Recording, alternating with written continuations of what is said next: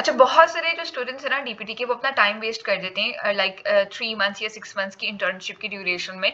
उसमें वो ये करते हैं कि पूरा फुल जो उनका एक ड्यूरेशन होता है उसमें वो सिर्फ हार्ट पे एक टेंशन अल्ट्रासाउंड पे रिलाई करके चलते हैं, जैसा उनका क्लिनिकल इंस्ट्रक्टर कह रहा है वैसे ही वो करते हैं और उसके अकॉर्डिंग उन्हें लग रहा होता है कि हम एक्सपीरियंस गेन कर रहे हैं, बट ये एक एक्सपीरियंस नहीं होता, ये आप एज अ टेक्नीशियन के तौर पे वहां पर काम कर रहे होते हो। मेक श्योर करो कि आप टेक्नीशियन के तौर पे काम नहीं करें, बल्कि आप एज अ डॉक्टर वहां पर काम कर रहे हो जिस भी सेटअप में कर रहे हो। और उसके बाद ये कि आप मेक श्योर करो कि आप जब वहां पर ट्रेनिंग करो तो घर आके पढ़ो भी, बुक्स को भी खोलो और कुछ ओपन करके वहां से भी चीजें लर्न करना स्टार्ट करो।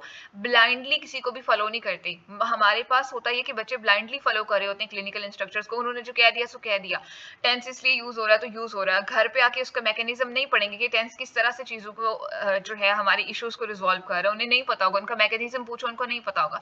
तो मेक श्योर करो कि जब आप इंटर्नशिप कर रहे हो तो आप वहां पर ट्रेनिंग के साथ साथ घर आके अपनी बुक्स को भी देखो और उनको भी पढ़ो। यहाँ पर मैं कुछ बुक्स जो हैं वो मैं रेकमेंड कर देती हूँ। जैसे एसेंस एनाटमी है, एसेंस एनाटमी एक बहुत बेहतरीन बुक है। इसमें आपको ये हो जाता है फायदा कि आपको Snell and upper limb and BD Chaurasia वगैरह ओपन नहीं करनी पड़ती, ठीक है। आपको एक ही जो एक बुक है जिसमें आपको सब कुछ मिल रहा है, ईच एंड एवरीथिंग इस बुक में आपको मिल जाती है। तो ड्यूरिंग इंटर्नशिप एनाटमी बहुत जरूरी है, उसको रिवाइज किया जाए, तो इस बुक से आप एनाटमी को रिवाइज कर सकते हो, ठीक है।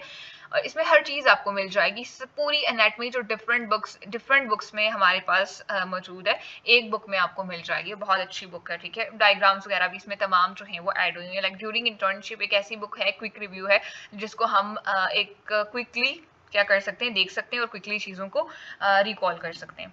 सेकेंड हमारे पास आती है डायग्नोसिस की, रेडियोलॉजी की। ये मोस्ट इंपॉर्टेंट है। हमारे पास ज्यादातर बच्चे जो हैं उनको एमआरआई, उनको एक्सरे और सिटी स्कैन देखना नहीं आता। एमआरआई एंड सिटी स्कैन को आप लोग छोड़ दो।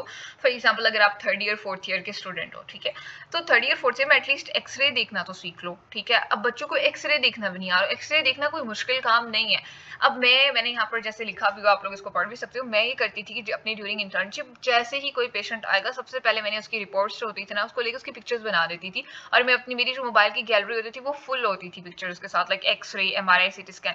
एट दैट स्पॉट अगर मुझे टाइम मिलता था तो मैं अपनी क्लिनिकल इंस्ट्रक्टर से पूछ लेती थी कि मुझे आप फाइंडिंग्स बता दें। अगर उस टाइम नहीं टाइम मिल रहा मेरी क्लिनिकल इंस्ट्रक्टर को, तो फिर मैं बाद में उनके पास खुद जाती थी। कोई भी आपका हाथ पकड़ के नहीं सिखाता, मैं खुद जाती थी, उनको कहती थी मुझे बताएं, मेरे पास पिक्चर्स मौजूद है। मैं उनको अपने मोबाइल से पिक्चर दिखाती थी और वो मुझे उसकी इंटरप्रिटेशन वगैरह सिखा देती थी। और फिर मैं घर पे आके स्टडी भी करती थी, जो एक्सरे वगैरह में देखती थी वहां पर कंडीशंस देखती थी, स्टडी भी करती थी। तो इसी तरह से आप लोग ये वाली जो बुक है इसको यूज कर सकते हो। एक्सरे स्टार्टिंग में अगर आप 3rd ईयर 4th ईयर के स्टूडेंट हो या फिर फाइनल ईयर के भी स्टूडेंट हो, तो फिर आप एक्सरे सबसे पहले देखना स्टार्ट करो और घर आके बुक्स भी पढ़ना स्टार्ट करो। क्योंकि जो आपके एक्सरे होते हैं वो आप तब तक नहीं सीख सकते हो जब तक आपके पास आप प्रैक्टिकली कोई चीज देख नहीं रहे हो, ठीक है।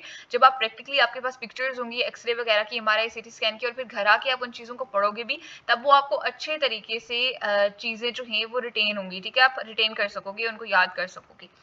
अब नेक्स्ट हमारे पास जो बहुत ही अच्छी बुक है, जो है पॉकेट फिजियो वाली बुक। ये तो एक लाइक मैं कह सकती हूँ कि हमेशा आपके बैग में होनी चाहिए। इस बुक में हर चीज मौजूद है। इसमें आपको फॉर्मा भी मिलेगी, इसमें आपको तमाम टेस्ट भी मिलेंगे, इसको एनाटमी भी मिलेगी, हर चीज इस लाइक इसको कहा ही इसलिए गया कि पॉकेट बुक है, आपको हमेशा अपनी पॉकेट में रखनी चाहिए एज अ फिजियो। ये बेहतरीन बुक है। स्पेसिफिकली इसमें जो डिफरेंट टेस्ट वगैरह दिए हुए ना, वो आपकी असेसमेंट एंड आपकी डायग्नोसिस में बहुत ज्यादा हेल्प करते हैं। जब भी आप अपनी इंटर्नशिप में देखो कोई न्यू केस आ रहा है, आपका क्लिनिकल इंस्ट्रक्टर कोई टेस्ट अप्लाई कर रहा है, आप फौरन उससे पूछो कि आप कौन सा टेस्ट अप्लाई कर रहे हो। घर जाओ, घर जाके इस बुक को ओपन करो और वो वाला टेस्ट है वो आप उसको थियोरेटिकली उसको पढ़ो, एंड देन नेक्स्ट डे आप खुद उसको प्रैक्टिकली परफॉर्म करने की ट्राई करो, ठीक है। ये बहुत अच्छी बुक है।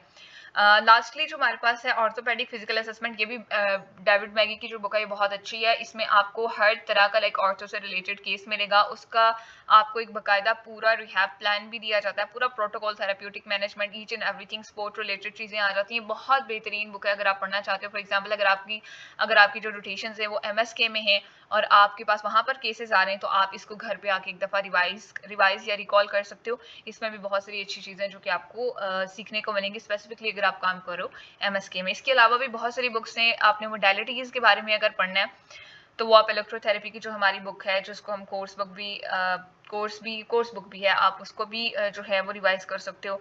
तो बुक्स तो बहुत ज़्यादा हैं, बट कुछ बुक्स जो हैं आप स्टार्ट में ले लो और उनको पढ़ना स्टार्ट करो, और सिर्फ अपने इंटर्नशिप में ये चीज़ें ऐड ना करो कि बस हॉट पैक लगा लिया, अल्ट्रासाउंड यूज़ कर दिया। कोशिश करो घर पे भी आके पढ़ो, ठीक है? Okay, thank you.